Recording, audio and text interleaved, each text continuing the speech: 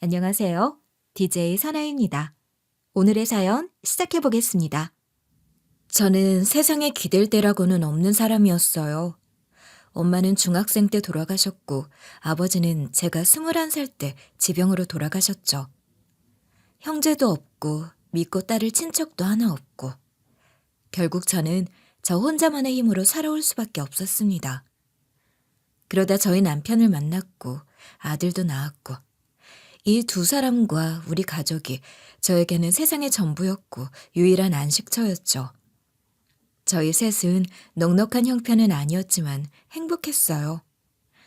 남편은 참 착하고 좋은 사람이었습니다.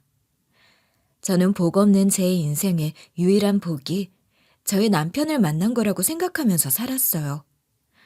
남편은 참 다정하고 세심한 사람이었고 늘 저를 위해 아껴줬죠. 우리 식구 먹여 살리겠다고 밤낮 없이 일도 참 열심히 했고요.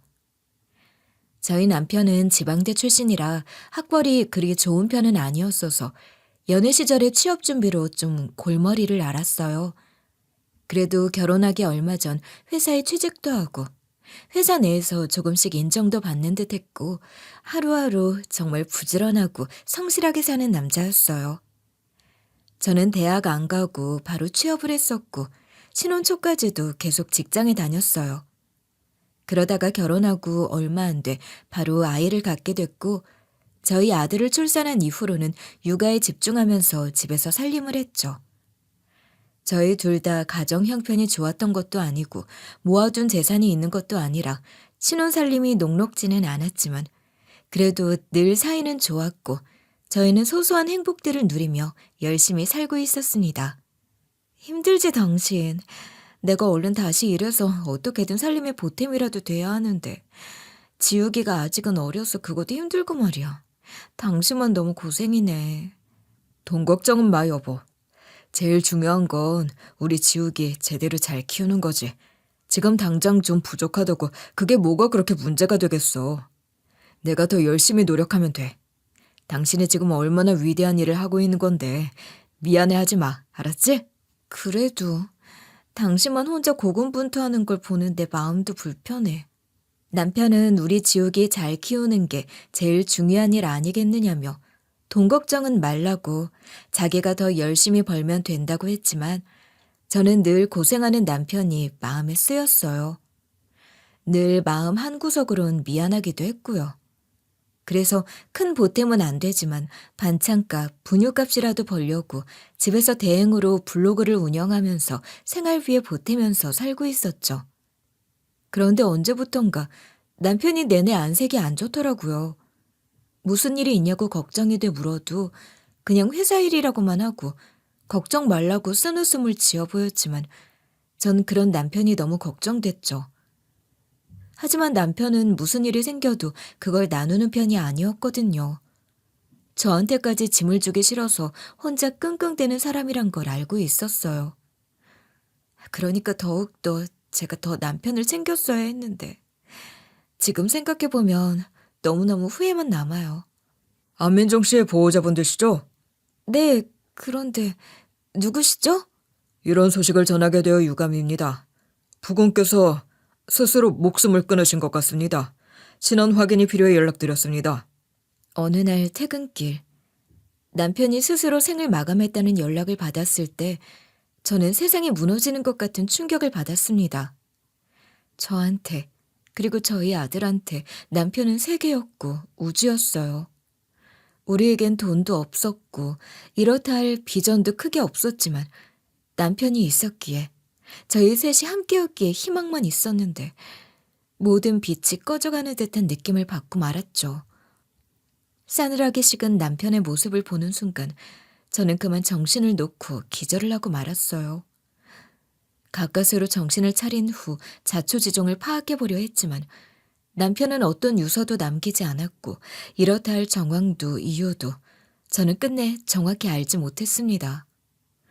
뭔가 큰 압박을 받고 있었고 힘든 일이 있었다는 짐작만 해볼 뿐이었죠. 왜 좀 더 남편을 신경 쓰지 못했는지 후회와 자책만이 남은 시간들이었어요. 아이와 둘이 앞으로 어떻게 살아가야 하나 막막함도 컸죠. 그런데다 시가 사람들의 태도 역시 저를 한 번 더 울게 만들더군요. 이 남편 잡아먹은 년. 네가 어디서 이렇게 당당하게 고개를 들이밀어? 야, 이년아. 너 우리 민종이 어떻게 한 거야? 어? 네가 뭔 짓을 했으면 애가 지 스스로 그런 선택을 하냐 이 말이야. 안 되겠어. 이년 이거 조사를 싹 해봐야지. 누가 알아? 이년이 뒤에서 무슨 짓을 하고 다니다가 걸려서 우리 애가 그런 짓까지 하게 됐는지. 야, 이년아. 대답 안 해? 시가에선 제가 남편을 그렇게 만든 거나 다름없다며 장례식에서 난리를 피우더군요. 시부모랑 시누이, 남편의 고모들까지 합세해서는 제 머리채까지 잡고 흔들어대는 걸 그나마 집안 어른 하나가 조문객들 보기 망신스럽다며 뜯어말려 겨우 진정이 됐죠. 게다가 장례 치른 부조금마저도 시가에서 다 가져가 버리더라고요. 제가 그 돈을 가질 자격이 없다는 이유였죠. 너무너무 억울하고 통탄스럽고 시가 인간들이 원망스러웠지만 저한텐 아무런 힘도 없었어요. 저에겐 같이 맞서 싸워줄 친정 식구 하나 없었고 소송을 하든 뭘 하든 하려고 해도 지금으로선 가진 것 하나 없으니 답이 보이질 않았죠. 저희는 5년간 살면서 빚만 겨우 갚은 상태라 모은 돈이라고는 없었거든요. 월세로 살던 집에서도 쫓겨날 판이었고 결국 그 수모를 당하고도 제가 기댈 구석이라고는 결국 시가뿐이었죠. 자존심이고 뭐고 생각할 겨를이 당시에 저에겐 남아있지 않았어요. 일단 애를 굶길 순 없으니까요. 아무리 제가 밉고 꼴보기 싫어도 손주까지 외면하랴 싶은 마음에 저는 자존심이고 비통함이고 다 내다 버리고 시가에 가서 빌기 시작했어요. 어머님, 저희 지옥이라도 좀 거둬주세요. 전 괜찮으니까 애만이라도 이렇게 부탁드립니다. 밖에서 일해서 돈이라도 벌어오려면 지옥이 않고서는 도저히 힘이 들어 그래요. 우리 지옥이만 좀 거둬주시면 제가 돈 벌어와 다 갚을게요. 그동안 잠깐만 봐주시면 안 될까요? 어머님 저 미우신 거 알아요. 저도 제 자신이 원망스러우니까요. 하지만 민종 씨가 남기고 간 민종 씨 핏줄 지우기가 있잖아요. 저 우리 아이만큼은 정말 잘 키우고 싶어요. 지금 저한테 가진 게 아무것도 없어요, 어머님. 지우기만 좀 부탁드립니다. 자존심도 다 내려놓고 한 부탁이었건만 어떻게 사람이 이럴 수가 있나 싶게 시모는 매몰차더군요. 그러길래 없는 살림에 누가 애부터 싸질러 놓으라디? 난 말이다. 너랑 결혼한다는 거서부터 반대를 했던 사람이야. 너도 알겠지만 부모 형제 하나 없고 이렇다 할 어른 하나 없이 자란 본데 없는 여자애를 하나 데리고 와서는 결혼하겠다 나설 때부터 내 이 사달이 날 줄 알았다. 너 지금 뭔가 단단히 착각을 하고 있는 모양인데 내가 네 애는 뭐 예뻐할 줄 아니? 손 주면 그저 우쭈쭈 해서는 네 잘못이고 뭐고 싹 덮고 받아줄 거라고 믿고 은근슬쩍 대가리 들이밀어 보려는 심산인가 본데 택도 없는 소리. 난 니들 애 낳는다는 것도 기를 쓰고 반대를 했던 사람이야. 근본 없는 년이랑 결혼한 것도 모자라 우리 집안 대를 잇겠다는데 그걸 누가 환영하니? 네 자식은 네가 저지른 싹이다. 그러니 네가 알아서 해. 난 모른다. 시모는 그렇게 빽빽 울어대는 저희 아들까지 외면하고는 문을 탁 닫아버리더라고요. 심지어 그때가 눈까지 나리던 한파가 닥친 한겨울이었어요. 가장 매섭게 추운 1월에 졸지 아들과 저는 거리에 나앉아야 할 신세가 됐죠. 애는 빽빽 울어대지 문 밖에서 빌어대느라 손발은 애는 듯이 아파오지. 정말 얼마나 살 길이 막막하던지. 그날 시모한테 당한 대우를 그 수모를 저는 아마 평생 동안 두고두고 잊을 수가 없을 것 같습니다. 그래도 일단 집주인에게 양해를 구했고 마음 너그러운 집주인 덕에 다행히 저희 모자는 곧바로 쫓겨나진 않았어요. 그 집 신랑이 아주 요즘 사람 같지 않게 성실하게 착하게 살고 애기 엄마도 그동안 참 싹싹하니 잘하고 그랬던 걸 아니까 여유를 주는 거야.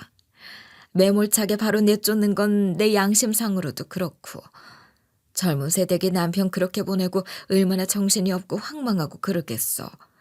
내가 그 마음을 왜 모르나. 이번 달 월세는 안 받을 테니 그 사이에 집을 한번 알아보는 게 좋겠어.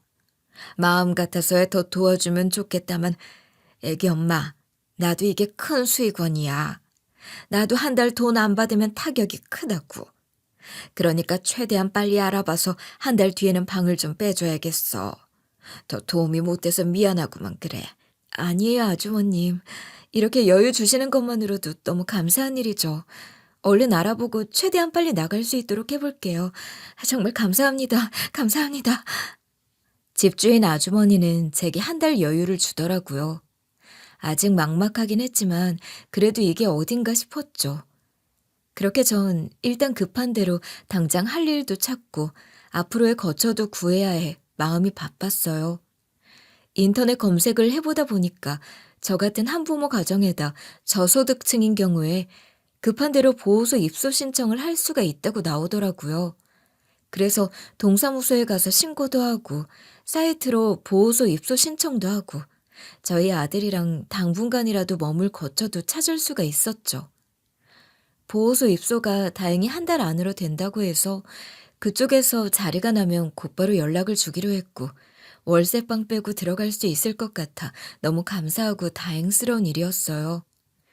그리고 저는 일도 시작했어요. 부업 삼아 하던 블로그 일 정도로는 이제 택도 없잖아요.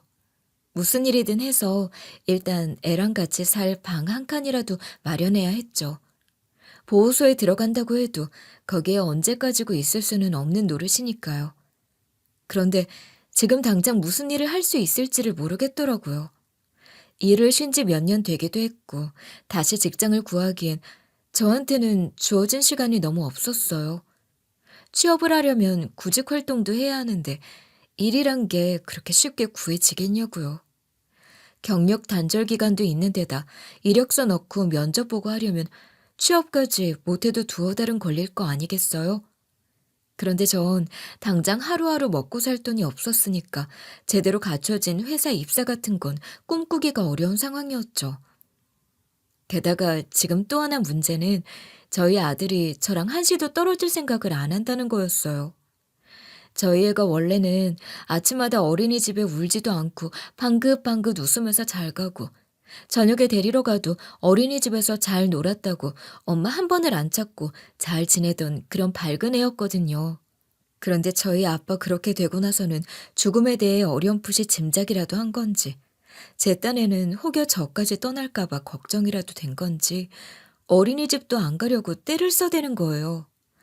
이런 상황이 되니 저는 애를 들쳐업고라도 할 수 있는 일을 찾아야 했죠. 애를 업고라도 할 수 있는 일이 뭐가 없을까? 어디 토스트 가게 같은 데라도 취업할 수 있을까 하고 기웃기웃거리다 번번이 퇴짜를 맞았어요. 그렇게 일주일 넘게 일을 못 구하고 있으니 어느 날 저희가 세대로 살던 집주인 아주머니가 저를 살짝 부르시더라고요. 애기 엄마, 내가 하도 보기 딱해서 그러는데 혹시 유압시장에서 나물 장사라도 해볼 생각이 있어? 아무리 그래도 젊은 사람이 그런 일 하긴 좀 그런가? 아니요. 저 할 수 있어요. 지금 제가 참을 더움을 가릴 처지가 아니라서요. 하기사, 저 어린 게 엄마 품 안 떠나겠다고 저렇게 딱 붙어 있는데 어디 가게에서 받아주기가 쉽겠냐고. 그럼 내가 좀 연결을 시켜줘 볼까? 사실 우리 엄마가 유압시장에서 장사를 하는데 애기 엄마가 원하면 내가 나물 떼우는데 연결해 줄 수는 있거든. 정말요? 아, 아주머니 감사합니다. 정말 감사합니다. 그렇게 전 생전 해본 적도 없는 장사를 그것도 제대로 된 가판대도 없이 시장 바닥에다 쭉 늘어놓은 나물 장사를 하게 됐어요. 예전 같으면 꿈도 못 꿀 일이었겠지만 지금의 저에게 뭐 그런 걸 가릴 정신이 있기나 했겠어요.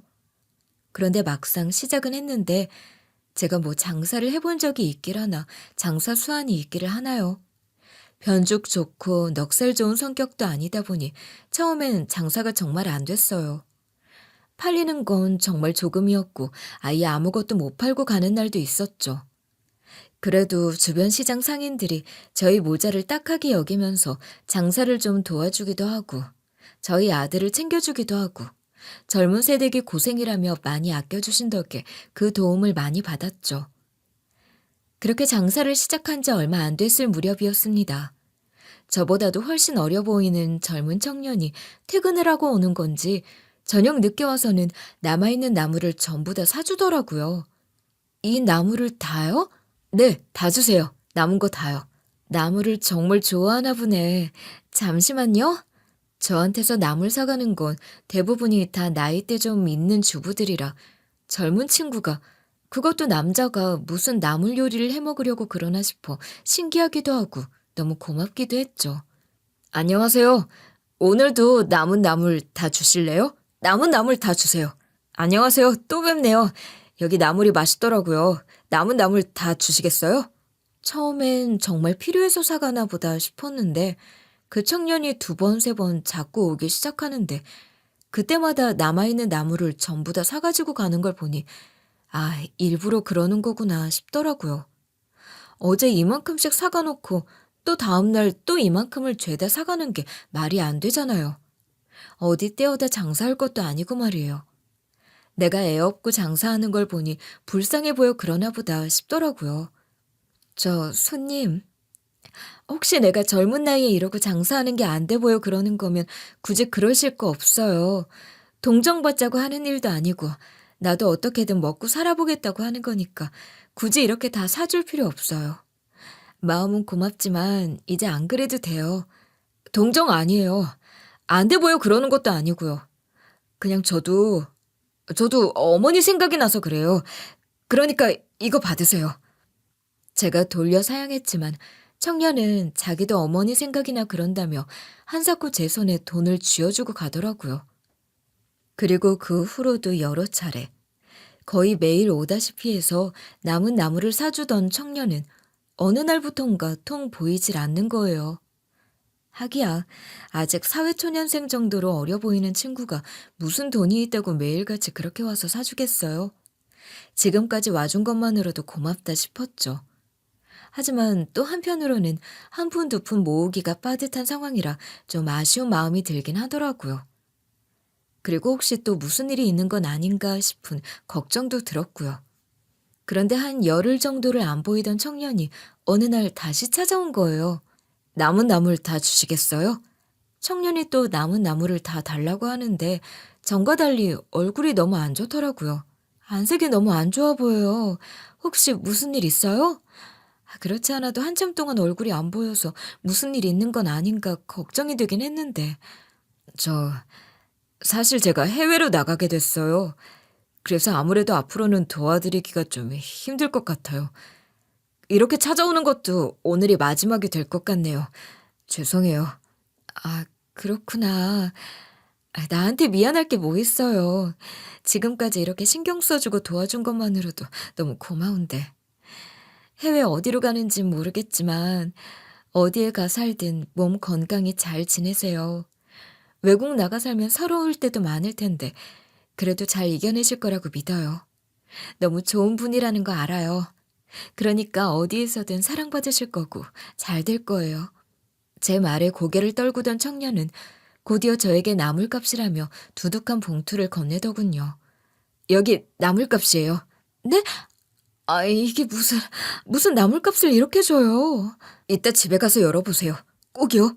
황당한 상황에 이게 뭐냐고 물었지만 청년은 이따 집에 가서 열어보시라는 말만 남기곤 황급히 떠나더라고요.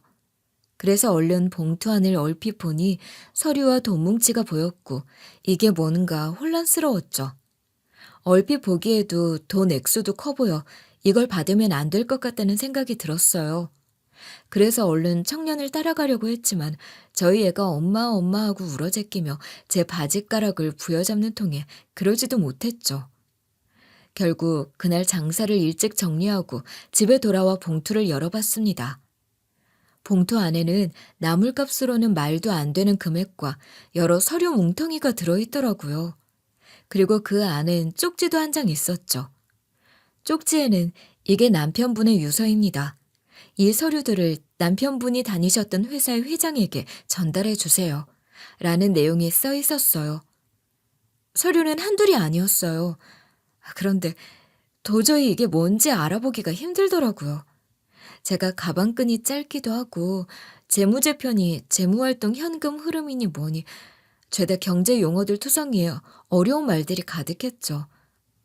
이 서류들이 뜻하는 바가 뭔지도 전혀 모르겠고 저는 그냥 남편의 짧은 유서만을 보고 하염없이 울 뿐이었어요. 다만 그 청년이 뭔가 남편의 죽음에 대해 알고 있다는 생각, 제 남편의 죽음이 남편이 다녔던 회사와 깊은 연관이 있다는 강한 확신만은 얻게 됐습니다. 사실 그 부분은 저도 지레짐작으로 어렴풋하게나마 생각을 하고 있던 사실이긴 했거든요. 남편이 회사만 다녀오면 10년은 더 늙은 얼굴이 돼 고민이 깊어 보였고 제가 물으면 아니라고 얼버무릴 때가 많았어요. 그런 남편의 태도가 몇 달이고 지속되다가 어느 날 그렇게 남편이 명을 달리했으니 그 석연치 않은 죽음에 남편의 회사가 연관되어 있을 거란 짐작은 저도 했죠. 제가 조금만 더 정신적 여유가 있었다면 어떻게든 알아보려고 애라도 썼겠지만 저에겐 그럴 상황적 여유도 없었고 그런 큰 회사를 상대로 뭔가를 해볼 힘도 능력도 아무것도 없었으니 그저 손을 놓고 있을 수밖에 없었지만 말이죠.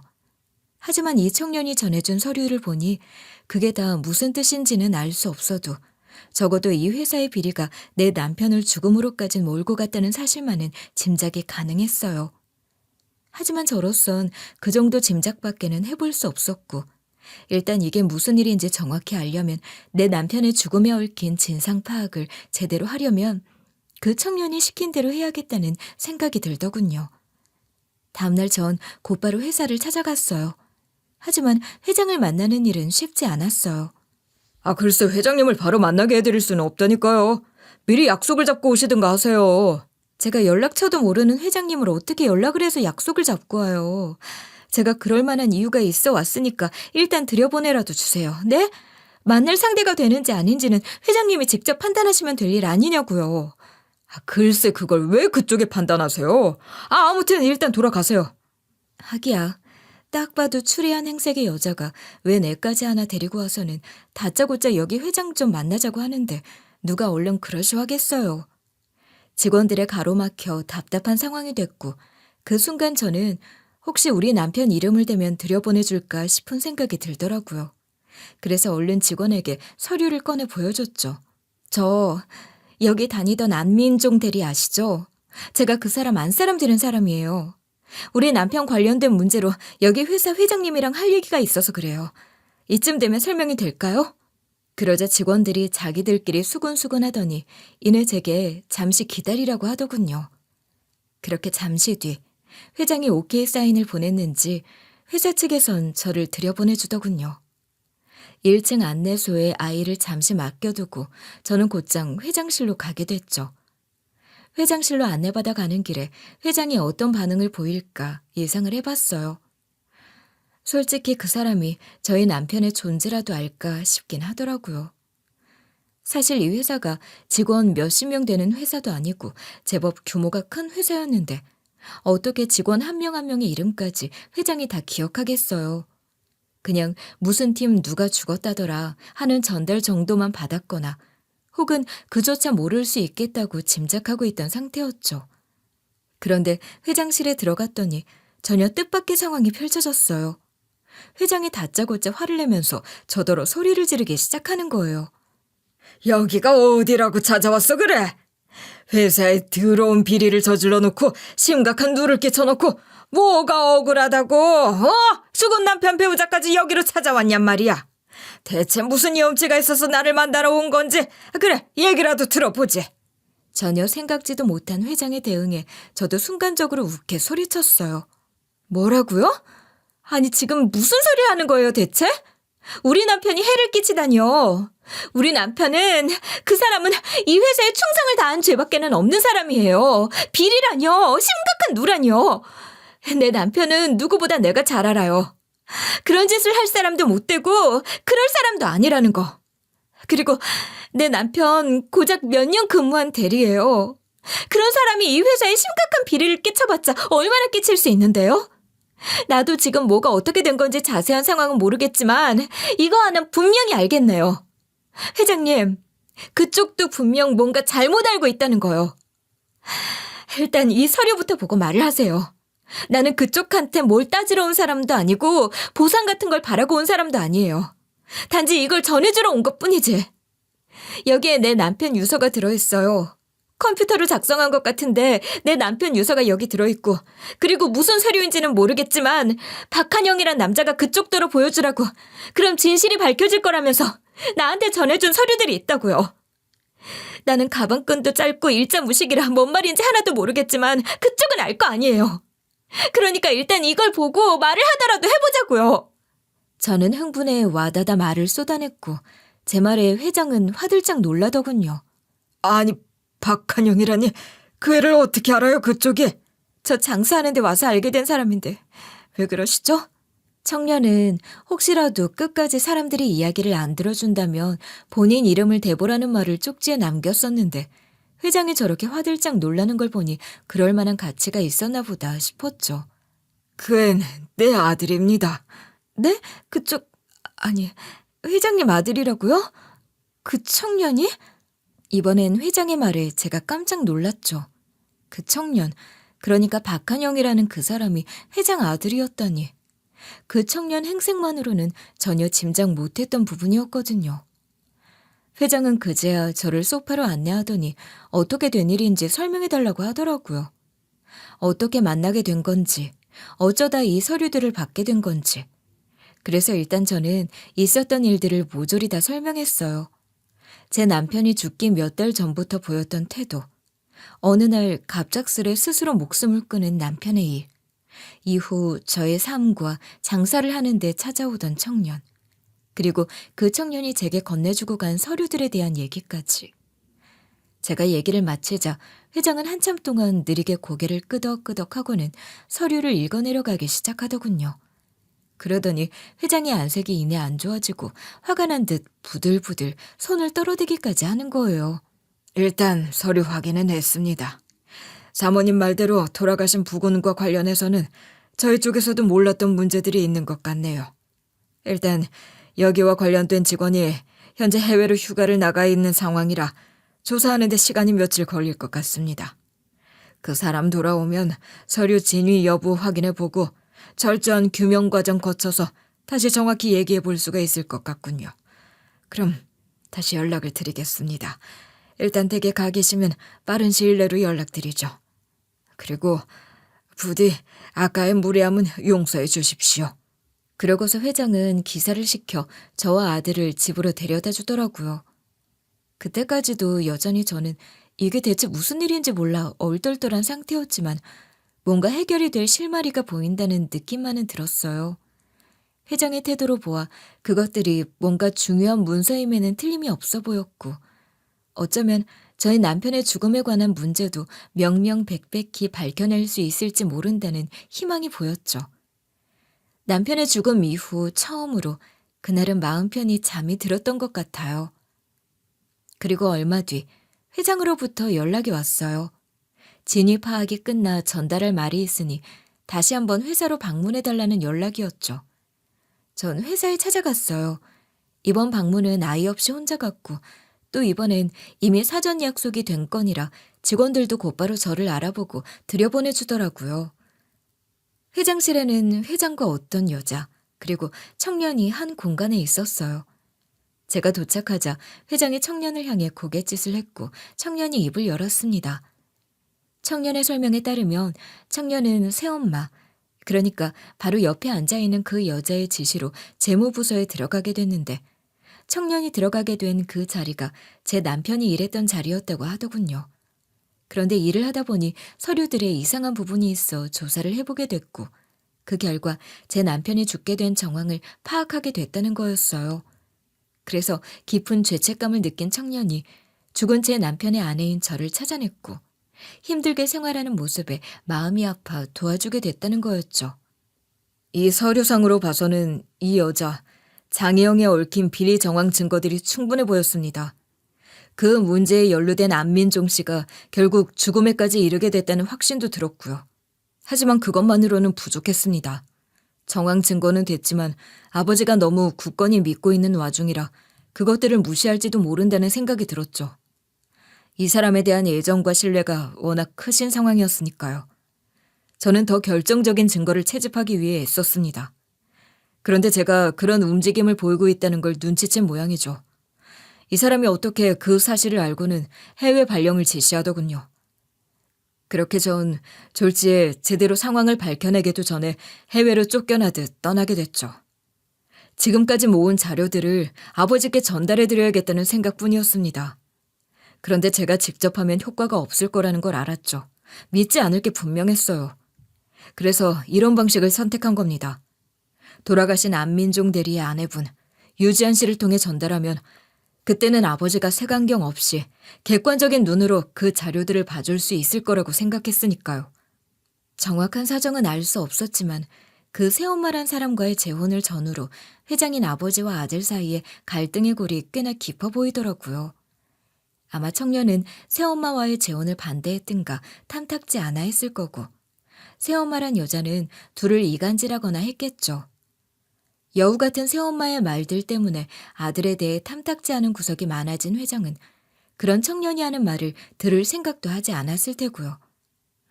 뭐든 반대만 하고 안 좋게만 본다 생각하니 청년이 내미는 증거라고 해봤자 제대로 객관적으로 볼 생각도 안 했을 거고 정확한 사정은 알 수 없지만 세 사람이 뿜어내는 포스와 돌아가는 분위기 그리고 청년의 말로 봐서는 대충 그런 상황이 그려지더군요. 그러니까 생판 남이기는 해도 나를 통해 전달을 하는 편이 훨씬 더 회장을 설득하기에 좋을 거란 청년의 판단은 결과적으로 옳았던 거죠. 그럼 해외로 나간다고 하던 건 어떻게 된 거였어요? 별 수가 없었어요. 발령이 난 이상 지아님께 반신반의하면서 서류를 다 넘기고 저는 어쩔 수 없이 해외로 나가 있었죠. 그런데 아무런 연락이 없더라고요. 혹시 일이 잘못됐나 싶기도 하고 서류가 사라지거나 혹은 아버지가 믿지 않았다거나 혹은 어쩌면 아예 만나지도 못했을 수도 있겠다. 별의별 생각이 다 들었어요. 결국 안 되는 건가 싶어 체념하고 있던 차였는데 며칠이 지나서 아버지한테 연락이 왔더라고요. 그렇게 다이렉트로 저한테 바로 연락이 온 건 몇 년 만의 일이었죠. 얼른 한국으로 들어오라는 이야기를 듣는 순간 이제 됐다 싶더군요. 이제 됐구나. 해볼 수 있구나. 청년이 말을 마치자 새엄마란 여자는 발악을 하기 시작했어요. 이게 무슨 말도 안 되는 모함이야. 회장님, 상환씨, 이거 말도 안 되는 소리예요. 당신 이거 믿으면 안 돼. 야, 이 새끼야. 회장님이 그 얘기를 믿을 것 같아? 너 내가 휴가 나간 사이에 다 조작한 거 아니야? 너 대체 무슨 서류를 어떻게 조작한 거야? 나 물 먹이려고 무슨 짓을 한 거냐고? 회장님, 이거 다 가짜예요. 이거 다 새빨간 거짓말이라고요. 이놈이 다 조작한 거예요. 이놈이 다 꾸며내서 조작하고 나 내쫓으려고 만들어낸 가짜 증거들이라고요. 당신 날 그렇게 몰라요? 내가 몇 년 동안 해온 게 있는데 내가 당신한테 어떻게 했는데 이 회사에 얼마나 충성을 다했는데 당신 이거 굳이 그대로 믿는 거 아니죠? 그쵸? 조작? 조작은 당신이 한 거겠지. 재무제표 조작해서 실적 속이고 거기서 부당이득 챙긴 게 당신이잖아. 그렇게 당신이 한 죄 때문에 사람이 죽었어. 아무 죄 없는 사람이 당신 때문에 죽었다고. 근데 어떻게 이렇게 뻔뻔하게 끝까지 발뺌을 할 수가 있어? 당신이 그러고도 사람이야? 그러고도 사람이냔 말이야.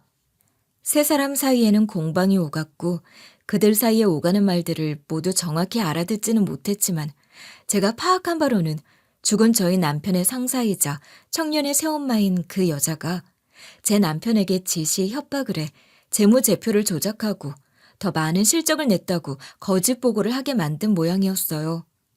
그렇게 더 많은 성과를 얻고 돈도 받게 됐고요. 하지만 그 돈은 상사인 본인이 다 갈취해갔고 죄가 들통날 위기에 처하자 저희 남편한테 다 뒤집어 씌울 작정이었던 거예요. 남편이 사모님이 다 지시한 것 아니냐고 따지고 들자 모르쇠로 일관하면서 너 혼자 한 일을 왜 나한테 뒤집어 씌우냐며 오히려 뻔뻔한 태도로 나간 모양이었죠. 결국 그 많은 죄를 혼자 떠안게 생긴 남편은 저한테는 말할 엄두도 못하고 혼자만 끙끙대다가 그 일이 더 크게 번지며 결국 저와 저희 가족들 전체에게까지 피해를 끼칠까 염려가 돼서 스스로 생을 마감하는 선택까지 해버렸던 거였습니다. 단순히 회사 일이 힘들어서 뭔가 잘 안 풀리는 일이 있어서일 거라고 아니라고 무지한 생각을 갖고 있던 전 그제야 진상 파악이 됐고 눈물이 앞을 가렸어요. 남편에게 너무너무 미안했고 제 자신에게 너무너무 화가 났어요. 내가 얼마나 무식했으면, 아무런 도움도 되지 못했으면 남편한테 이런 일이 있단 걸 짐작조차 못했을까. 남편이 나한테 상담할 엄두조차 못 냈을까. 얼마나 바보 같았으면 이렇게 힘들어하는 남편을 보고도 아무것도 몰랐을까 싶어 깊은 죄책감이 몰려왔죠. 그리고 제 눈앞에 있는 그 여자가 너무너무 원망스러웠어요. 저는 발악하며 회장과 싸우고 있는 여자에게 달려들었어요. 어떻게 이럴 수가 있어? 사람이 어떻게 이런 짓을 할 수가 있냐고. 당신은 인간도 아니야. 그 사람이 어떤 사람인데, 얼마나 착한 사람인데. 그런 짓을 시켜서 죄책감을 씌우고 나중에는 그런 선택까지 하게 만들어. 나한테는 전부 이 사람인데 이걸 어쩔 거야. 내 남편 살려내. 내 남편 살려내라고. 내 남편 살려내. 내 남편 살려내. 저는 악에 받쳐 거의 짐승처럼 포효하며 울어댔어요. 그리고 그 여자의 멱살을 잡고 놔주지 않았죠. 여자는 아무 말도 않고 저를 떨쳐내려 했지만 저는 끝까지 멱살을 놔주지 않고 소리쳤습니다. 제 남편에 대한 미안함을, 죄책감을, 그리고 이 모든 상황에 대한 원망을 그렇게 우는 걸로밖에 달리 풀 방법이 없었죠. 시간이 좀 지나서야 겨우 진정이 됐고 상황도 일단락이 되는 듯 했어요. 그렇게 모든 진실을 밝힌 후 회장은 자기가 큰 실수를 했다며 저에게 사죄를 하더군요. 어떻게 이 죄를 다 갚을 수 있겠습니까? 남편분의 죽음에 대해 감히 어떻게 보상이란 말을 꺼낼 수 있겠습니까? 아무리 빌어도 모자란 일이죠. 제가 부족했던 탓입니다. 부하 직원이 이런 짓을 하고 있다는 걸 제가 제대로 파악만 했더라도 막을 수 있었던 일이었는데 모든 게 제 부덕의 소치입니다. 부디 용서해 주십시오. 이렇게 사죄드립니다. 회장은 무릎까지 꿇고 제게 사과하기 시작했어요. 이런 일이 있었다는 걸 진작 알았다면 절대 그렇게 내버려 두지는 않았을 겁니다. 저 여자, 제 재혼한 와이프입니다.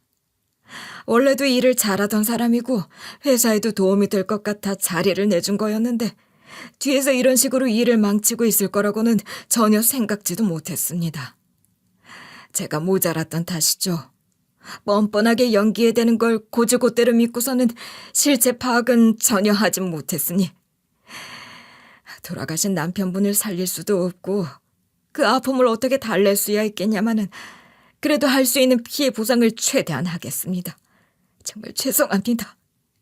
회장의 사과 끝에 곧이어 청년의 새엄마는 회장의 지시로 들어온 감사팀 담당자들에 의해 양쪽 팔을 잡혀 끌려나가시피 나갔어요. 그리고 그렇게 나가면서도 회장을 향해 발악을 하더라고요. 여보, 저놈이 하는 모함이야. 날 그렇게 못 믿어요? 저놈이 다 참판이라고요. 내가 그런 짓을 했다는 게 말이 안 되잖아요.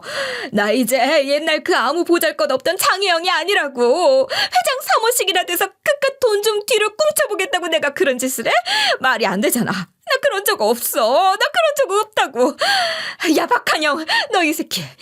너 내가 그럴 줄 알았어. 너 이 새끼 내가 그렇게 마음에 안 들었니? 그렇게 눈에 가시 같아서 이딴 판을 짰어?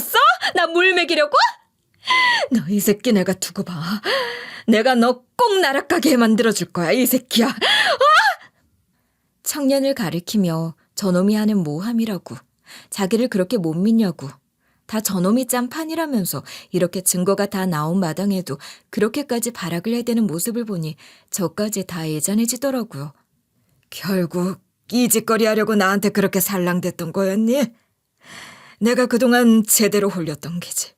여우한테 제대로 홀려서는 내 친아들마저도 안 믿고 내 자식 같은 회사까지 망칠 뻔했으니 반은 내 아들이 아니라 네가 짠 거겠지? 내 아들이랑 내 사이까지 이간질하고 뒤에서는 이런 짓까지 벌여서 우리 회사를 아주 무너뜨릴 작정을 했구나. 네가 이딴 짓을 벌인 죗값은 아주 뼈저리게 치르게 될 거다. 그리고 함부로 내 아들에 대해서 말하지 마. 아무리 지금은 여우 같은 니까 것 때문에 사이가 틀어졌다고는 하지만 내 아들은 내가 잘 아니까. 이놈 어릴 때부터 바보 같을 정도로 어리석을 정도로 착하고 어리숙해 터져서 남한테 다 퍼주고 다니느라 지 이익 하나 제대로 챙길 줄 모르는 놈이라 늘 성에 차지 않았지. 어째 그렇게 실속 없이 사느냐고 나랑 부딪힐 때도 많았지만 그래서 난 이놈을 잘 알아. 이놈이 절대 그런 짓을 할 놈이 아니란 걸. 니깟 것 같은 수준으로 내 아들 판단하고 함부로 말하지 마. 어디서 감히 내 아들을 모함하고 있어? 이미 증거까지 다 나와 있는 마당에 그렇게 발악을 한다고 내 마음을 붙잡을 수 있을 거라고 생각하는 걸 보니 내 생각보다 훨씬 더 멍청한 인간이었군 그래. 회장은 여자를 향해 소리쳤어요. 그제야 새엄마란 여자는 부글부글 끓는 표정을 하면서도 차마 2분도 못 되고 감사팀 사람들에 의해 어디론가 끌려갔죠. 아마 거기서 진상조사를 제대로 받게 될 거라고 하더라고요. 이후 그 여자는 회사 내에서의 자체 진상조사를 마친 끝에 고소 접수가 됐고 회사와는 소송을 벌이게 됐죠. 회장은 이혼 소송도 함께 걸었고요. 아직 소송이 다 마무리된 건 아니지만 약속한 보상은 먼저 하겠습니다. 어떻게 이게 다 보상이 되겠습니까? 부족하고 부족한 걸 압니다. 하지만 작은 성의로 여기고 받아주시면 감사하겠습니다. 회장은 약속한 보상은 먼저 하겠다며 남편의 사망을 산재로 처리하고 위로금을 주더라고요. 남편의 죽음을 대가로 받는 돈 같아 웃을 수도 울 수도 없었죠. 그렇게 멍하니 있는 제게 청년이 그러더라고요. 정말 죄송합니다. 남편분의 죽음에 대해선 이 회사의 관계자로서 두고두고 죄를 빌겠습니다. 어떻게 다 갚을 수 있겠냐마는 제가 대신에 죄값을 치르겠습니다. 그러니까 부디 죄의식 갖지 마시고 받아주세요. 당연히 드려야 하는 몫이니까요. 아니요. 한영 씨가 왜요? 한영 씨 잘못이 아닌거려. 새엄마라는 사람 그 여자가 한 짓이잖아요. 착한 사람이 왜 대신 죄값을 받아요. 그렇게 되면 안 되죠. 저도 남편 그렇게 보내고 참 오랫동안 죄의식 안고 살았어요. 내가 더 살폈더라면, 내가 더 잘했더라면, 내가 조금만 더 눈치가 빨랐더라면, 내가 조금만 더 똑똑했더라면. 그런 생각으로 너무 괴로운 날들을 보냈어요. 그런데 더 이상은 죄책감 갖지 않으려고요. 죄를 지은 사람은 따로 있는데 왜 우리가 죄책감을 가져야 해요. 잘못한 사람은 저렇게 아직도 뻔뻔한데. 그러니까 한영 씨도 더는 그러지 말아요. 알았죠? 그렇게 저는 아들이랑 둘이 마음 놓고 살 수 있는 방 3개짜리 빌라를 얻게 됐고 제 남편의 죽음을 비로소 제대로 추모할 수 있게 됐습니다. 이후 저는 청년과 종종 연락을 하고 몇 번 만나기도 하며 지냈어요. 청년은 회장의 뒤를 이을 경영 수업을 받으며 회사 일에 열중했고 그러다 어느 날 저에게 회사 일자리 하나를 제안해 주더라고요. 아니요, 저한테 너무 과분한 자리 같아요. 저 애 낳고서는 6년 넘게 회사 쉬었어요. 그리고 고졸 출신이라 그냥 작은 회사에 다닌 게 다고요. 이렇게 큰 회사에 제가 게 무슨... 아니에요. 마음은 고맙지만 사양할게요. 처음엔 너무 과분한 자리 같고 내가 무슨 도움이 될까 싶어 거절했지만 청년은 다시 거듭 제안했어요. 아니요, 지한 씨가 딱인 일이 있어요. 정말 잘해주실 수 있을 것 같아서 제안하는 거예요. 동정심도 배려도 아니고 능력 있는 인재를 제가 스카우트하는 거라고요. 전에 블로그 얘기한 적 있었죠? 그때 블로그에 들어가서 본 적 있어요. 그런데 찬찬히 보다 보니 글을 꽤 잘 쓰시더라고요. 관련 업무에 적임자가 필요했던 차에 지한 씨 생각이 났어요. 거기에 배정하면 딱일 것 같아 제가 인재를 영입하는 겁니다. 그렇게 전 남편이 남기고 간 귀한 인연을 통해 생각지도 못한 취업을 하게 됐고 지금은 회사에 다니며 저희 아들에게 더 떳떳한 엄마로 살 수 있게 되어 감사한 마음입니다. 그리고 그때 그 회장 사모 자리를 꿰차고 인생 역전 한번 해보려던 그 여자는 소송에서 패하고도 인정하기가 어려웠는지 양심도 없이 항소까지 했지만 멋모르는 제가 보기에도 택도 없어 보이는 싸움이네요. 앞으로도 그 여자의 인생은 이제 그냥 내리막길만 남았다고 보면 될 것 같아요. 참, 그리고 제가 뜻하지 않게 취업도 하고 집도 생기고 하니 그제야 전시가 인간들이 알고는 득달같이 찾아와서 저더러 무슨 꿍꿍이가 있었는지 자기 아들이 남기고 간 재산이 있는데 제가 꿍쳐놓고 모른 척하다 혼자 다 쓴 건 아닌지 저한테 애초에 무슨 남자가 있었는데 그놈이랑 어떻게 해서 자기 아들을 그렇게 만든 건 아닌지 말도 안 되는 소리들을 해가며 따져 묻더라고요. 참 양심도 없죠. 기어이 남은 부조금까지 탈탈 털어간 인간들이 말이에요. 저는 그런 놈들에겐 제 남편의 마지막에 얽힌 진상을 알 권리도 자격도 없다 생각했지만 그래도 최소한의 도리라는 생각으로 남편의 유서만은 보여줬어요. 유서에는 온통 저와 저희 아들에 대한 얘기뿐이었고 미안함만이 뚝뚝 묻어났거든요. 유서를 보고 난 시가 인간들이 대체 무슨 일이 있었던 거냐 묻기에 남편 억울함 풀고 회사에서 보상해줬다는 얘기만 하고 내쫓아버렸어요. 예, 내가 뭘 바라고 하는 말이 아니라 내 아들한테 그런 보상금이 나왔으면 가족인 우리도 확인을 해봐야 되는 것 아닌가 싶어서 말이야. 그 돈이 탐나세요? 그럼 어디 한번 소송이라도 걸어보시든가요. 뭐 결단코 절대 그쪽이 1원 한 푼 가져가진 못하겠지만 아니 예, 내가 그러겠다는 게 아니라 아니면 썩 나가주실래요? 이제 그쪽이랑 상대할 이유가 전혀 없어서요. 전 시모와 시가 인간들은 남은 콩고물이라도 얻어먹고 싶었는지 자꾸 찾아와 기웃댔지만 그 추운 날 저랑 저희 아들을 길 한복판에 내팽개치던 전 시모가 그랬듯 똑같이 길거리로 쫓아내버렸죠. 앞으로도 절대 만나주지도 10원 한 장 주지도 않을 생각입니다. 저희 남편이 남기고 간 혈육인 제 아들조차 외면했던 그 인간들에겐 그럴 자격도 없으니까요. 아마 저희 남편도 같은 생각일 것 같네요. 제 사연은 여기까지입니다. 남편을 먼저 보내고 오랫동안 죄책감 속에 살았고 저는 여전히 남편이 하루하루 그립습니다. 하지만 더 이상 자책하지는 않으려고 해요. 그 대신 저희 아들을 누구보다 착하게, 훌륭하게 키워내려고요. 저희 남편이 그랬던 말이죠.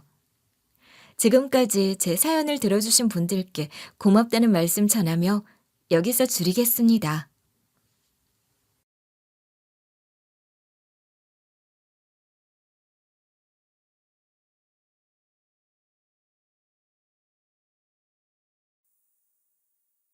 안녕하세요.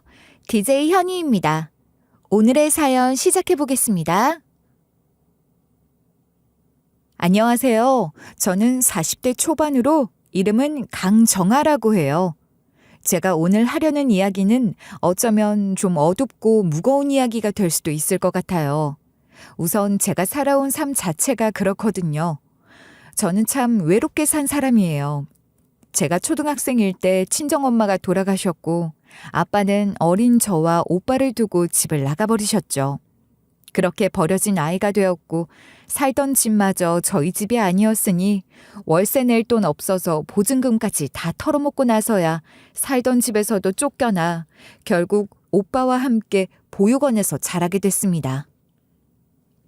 그래도 하나밖에 없는 오빠에게 많이 의지를 했었는데 그 오빠마저도 제게 한마디 말도 없이 그 보육원에서 도망치듯 나가버렸고 지금까지도 전혀 소식을 모른 채 살고 있어요. 시작부터 너무 우울한 얘기만 하는 것 같아서 괜히 죄송하네요. 사람 마음이 다 똑같잖아요. 저는 제가 이렇게 힘들게 살았어도 누가 힘들었던 얘기하면 괜히 저도 덩달아 더 우울해지는 것 같아서 그게 참 싫더라고요.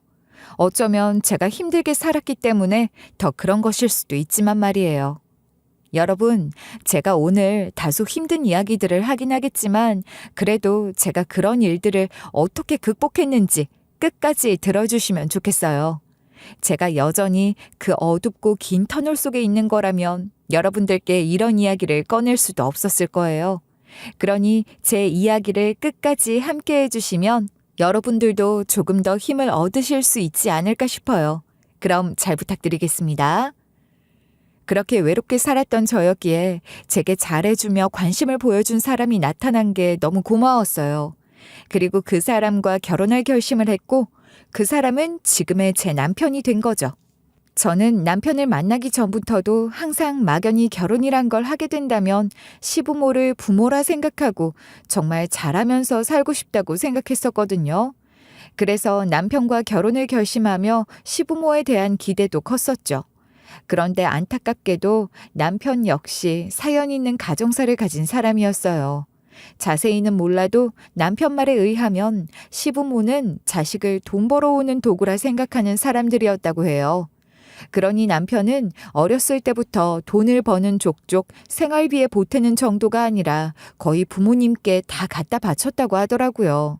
시부모는 남편이 어려서 돈 관리를 잘 못하니 자기들이 관리를 해주겠다고 했다는데 알고 보니 남편이 벌어오는 돈을 족족 다 써버리고 모은 돈이 하나도 없었다는 거죠. 그걸 알고 남편은 오만정이 다 떨어져서 부모랑 연 끊고 살고 있고 같은 이유로 남편의 하나뿐인 누나, 즉 제 시누이도 시부모와 연 끊고 남매가 같이 살고 있는 상황이라고 했습니다.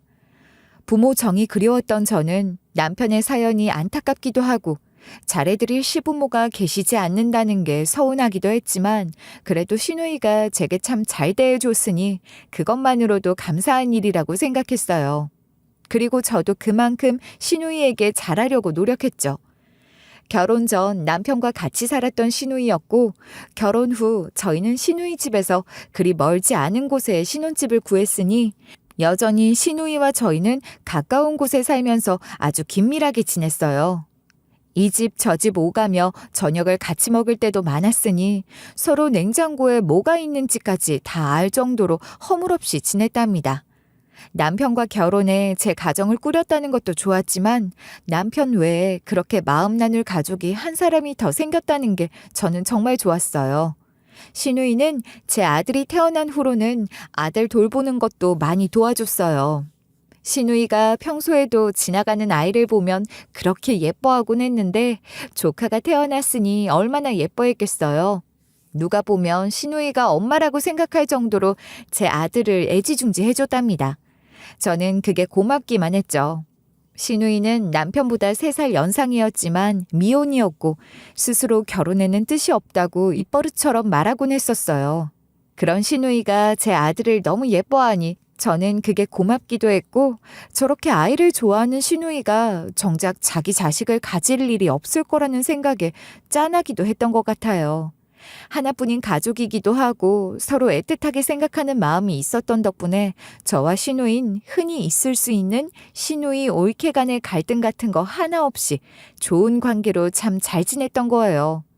부모 안 계셔도 그만하면 행복하다 생각하고 감사한 마음으로 살고 있었는데 제 아들에게 장애가 있다는 것을 알게 됐습니다. 아들이 뭔가 좀 이상하다고 여겨져서 병원에 갔는데 아직 아들이 너무 어려서 제대로 된 검사 결과를 받을 수는 없었지만 중증도 이상의 지적 장애가 있다는 것을 알게 된 거예요. 다운 증후군처럼 외모에서부터 차이가 나는 것은 아니지만 누구라도 제 아들과 잠깐이라도 있어 본다면 금방 장애가 있는 아이라는 것을 알아차릴 수 있을 정도는 된다고 할 수 있을 거예요. 저나 남편, 시누이와 같은 가족을 인지할 수는 있었지만 내일 모레면 초등학교에 입학할 나이가 될 때까지 제 아들은 말도 제대로 못했으니까요. 자폐 여부에 대한 검사도 아이가 조금 더 자란 후에나 제대로 검사를 할 수 있다고 하니 아들을 생각하면 걱정되는 게 한두 가지가 아니었습니다. 장애 정도에 따라 아무리 훈련을 시키고 학습을 시킨다고 하더라도 평생 누군가 돌봐주는 사람이 붙어 있어야 하는 삶을 살아야 할지도 모른다고 하니 그런 생각을 하면 아들의 인생이 너무 안타깝고 걱정되지 않을 수 없었죠. 게다가 저는 아들에게 특별히 더 미안한 마음을 갖고 있었어요. 몇 년 전에 저와 시누이가 제 아들 민철이를 데리고 고속버스를 타고 여행을 가다가 교통사고를 당한 적이 있었어요. 그때 저는 극심한 패닉 상태가 되어 아무것도 눈에 안 보이고 아무 생각도 할 수가 없는 상태였던 것 같아요. 나중에 병원에서 들은 얘기지만 어린 시절 혼자 남겨진 상황들을 겪으며 고립되거나 어떤 위험을 감지하면 일반적인 사람들보다 더 과도하게 공포감을 느끼는 게 아닌가 하더라고요. 하여간 저는 그때 제 한 몸 빠져나와야 한다는 생각만 했던 것 같아요. 제 살 궁리하는 데 급급했던 거죠. 그런데 시누이는 그런 상황에서도 당황하지 않고 침착하게 대처했고 저를 도와 구해주려고도 했는데 이미 아무것도 보이지 않는 상태였던 저는 그런 시누이도 알아보지 못하고 뿌리쳤던 거예요. 심지어 제 아들 민철이도 있고 저 혼자만 먼저 빠져나왔던 거죠. 저는 아직도 그 일을 생각하면 그때 제가 왜 그랬는지 설명을 할 수가 없어요. 그저 아무 생각이 들지 않았다고 밖에는 설명이 안 되는 상황이었으니 신우이는 그 일로 저를 강도 높게 비난했고 이후로 그 좋았던 사이가 완전히 틀어지게 된 거예요.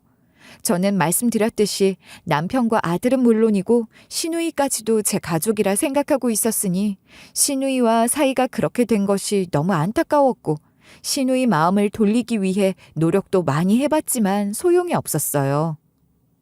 그런 소리 아무리 해봐야 무슨 소용이겠어. 올케도 그날 올케가 한 행동을 설명할 수가 없다는 거잖아. 그런데 나더러 뭘 어떻게 이해해달라는 거야?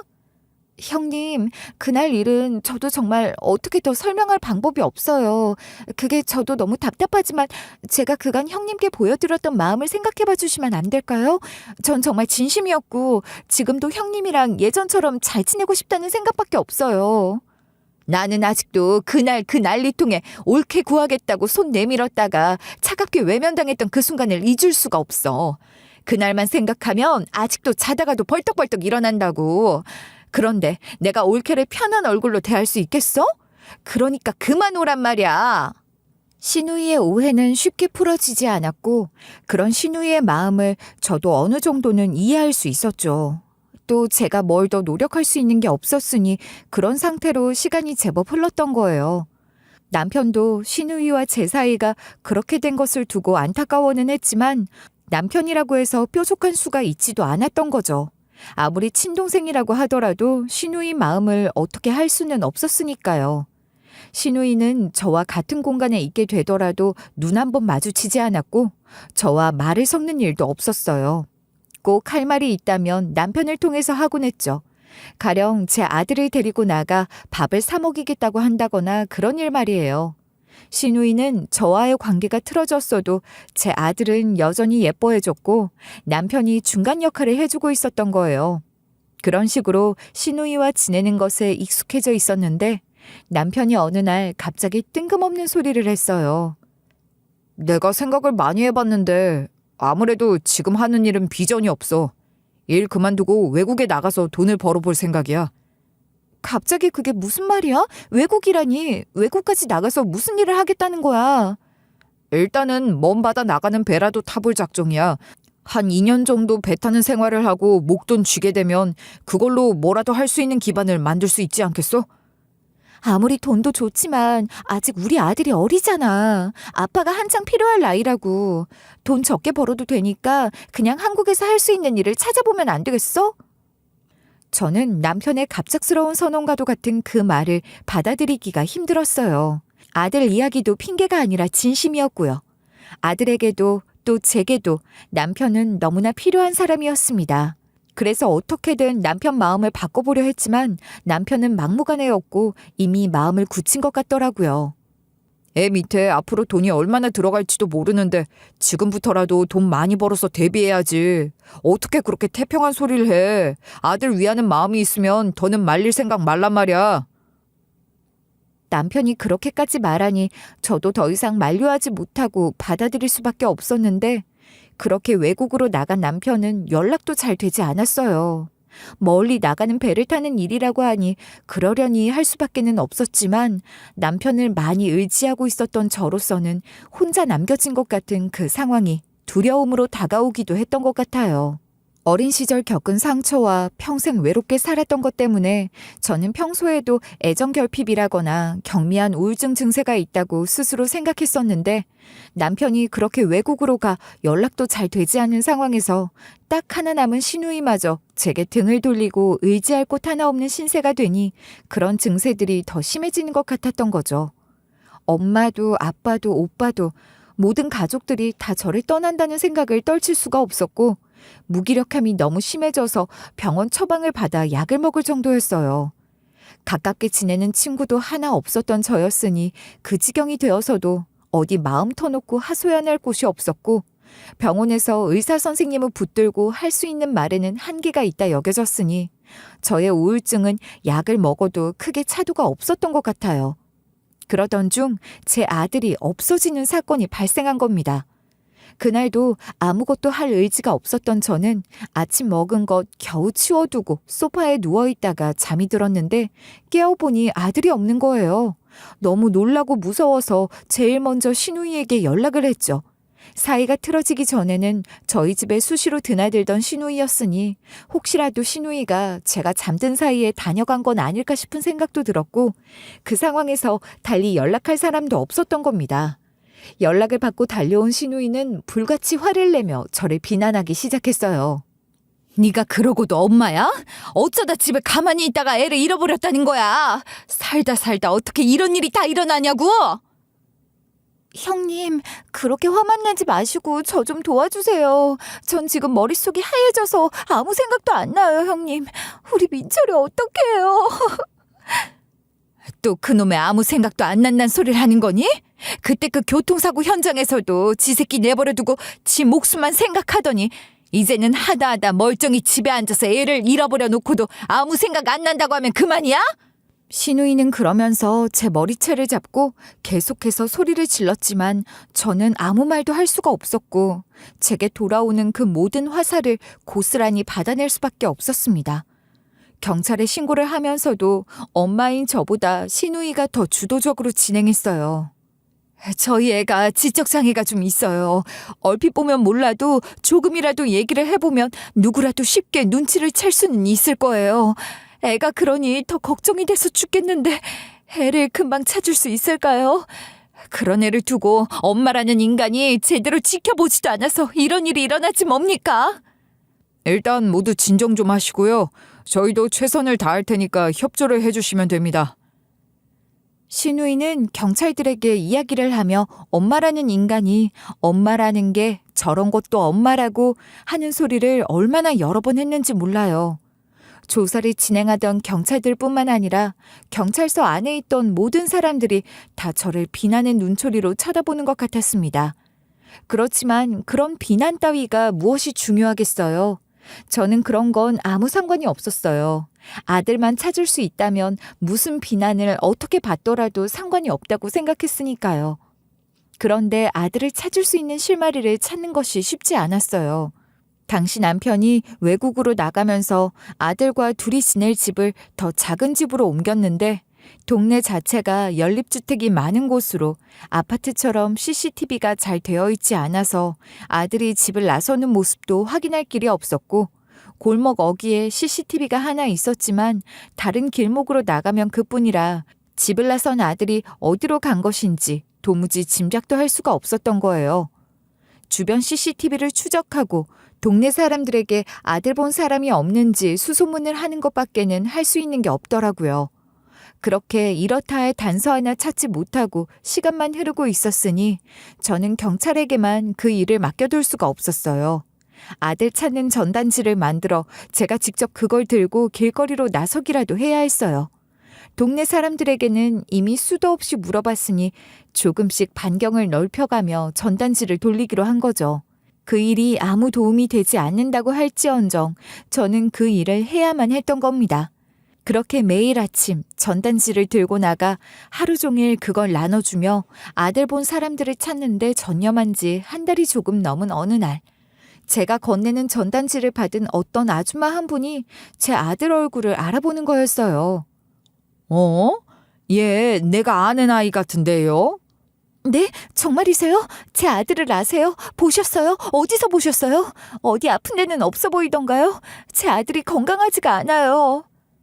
그게 내가 사는 연립주택 지하에 사는 애 같아요. 혹시 이름이 민철이 아니에요? 저는 제 아들 이름을 듣는 순간 다리가 풀려 주저앉으면서도 그 아줌마 붙들고 말했어요. 네, 맞아요. 제 아들이 민철이에요. 제 아들을 보셨다는 거죠? 저를 거기로 좀 데려다 주세요. 맞아, 민철이. 사진이 흐릿하긴 해도 그 얼굴이 맞아요. 하도 애 이름을 불러대서 우리 건물 사는 사람들은 아마 다 민철이라는 그 이름을 알 거예요. 그런데 같이 있는 사람이 애 엄마인 줄 알았는데 아닌 모양이네요. 누가 같이 있나요? 엄마요? 아니에요. 제가 엄마예요. 제가 제 아들 민철이 엄마라고요. 저는 정신을 바짝 차리고 그 아줌마와 함께 제 아들이 살고 있다는 그러니까 그 아줌마가 사는 연립주택으로 갔습니다. 정황상 아이가 누군가에게 끌려간 것으로 보였고 범인이 같이 있는 것 같았으니 그 연립주택 입주자인 아줌마가 현관벨을 누르고 전달 사항이 있다고 말해준 덕분에 그 집에 들어갈 수 있었어요. 저는 그 집 현관문이 열리자마자 그 문 열어 젖히고 신발도 벗지 못하고 그대로 신은 채 집 안으로 쳐들어갔더니 세상에 제 눈앞에 보이는 사람은 다름 아닌 신우이였던 겁니다. 그리고 그 뒤에 있던 아들이 저를 알아보고 엄마 하는데 그 소리를 듣는 그 순간 저는 완전히 눈 돌아가서 신우이고 뭐고 잡아 죽일 듯이 달려들었죠. 신우이 머리채 잡고 흔들면서 말했어요. 지금 이게 대체 무슨 짓이야? 내 아들을 네가 데리고 갔으면서 나한테 그렇게 난리쳤던 거야? 내 아들 빼돌려서 어떻게 할 작정이었어? 바른 대로 말 못해? 이게 지금 누구더러 너너거리는 거야? 너 미쳤니? 그래, 내가 지금 미치지 않고 배겨? 이 상황에 안 미치면 그거야말로 미친년인 거지. 너 내가 절대 가만 안 둬. 아주머니, 경찰에 당장 신고 좀 해주세요. 얼른요, 빨리 좀 해주세요. 제가 그렇게 생난리를 치며 도움을 요청했는데 신우이는 너무나도 말짱한 얼굴로 그러는 거예요. 아주머니, 아무 일 아니에요. 저희 집안 문제니 제가 알아서 해결할게요. 그만 가보셔도 되세요. 죄송해요. 뭐 하는 짓이야? 집안 문제는 무슨, 이건 범죄야. 알아? 저분 내보내면 뭐 내가 신고 못할 것 같아? 신고 그까짓 거 내가 하면 돼.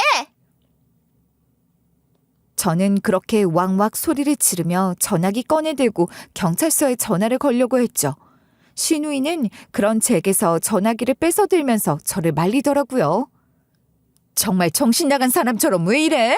아무 일도 없었으니 됐잖아. 일단 진정하고 내 말부터 좀 들으란 말이야. 내가 다 이야기할게. 신우이는 제가 경찰에 신고를 하겠다고 하니 내심 그게 두려웠을 텐데도 한결같이 침착한 태도로 저를 막아세우는 거였어요. 내가 무슨 이야기를 더 들어야 하는데, 하고 싶은 말 있으면 경찰서 가서 하면 될 거 아니야. 내 전화기 일이네. 내가 이렇게 부탁할게. 그러니까 제발 정신 차리고 내 이야기부터 좀 들어. 올케가 계속 이러면 내가 무슨 말을 할 수가 있겠어?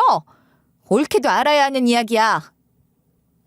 신우이가 제게 사정하듯 말하는 것은 아니었지만 필시 무슨 할 이야기가 있기는 있는 것 같다는 생각이 들었어요.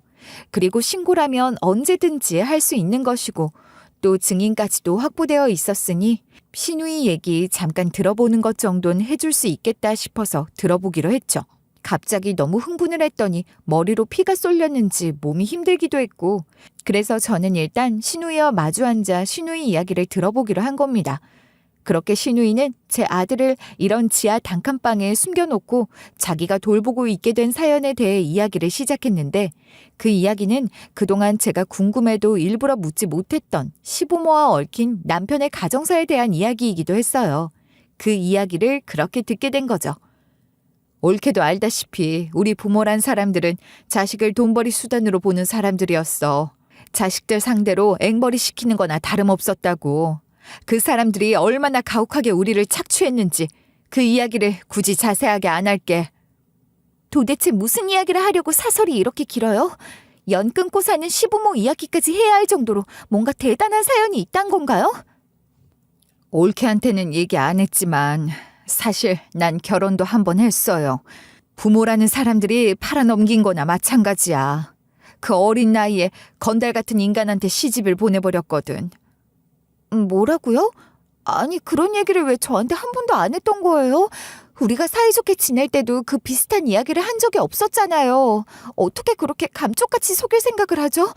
그때도 난 이미 형님한테 가족이 아니었던 모양이네요.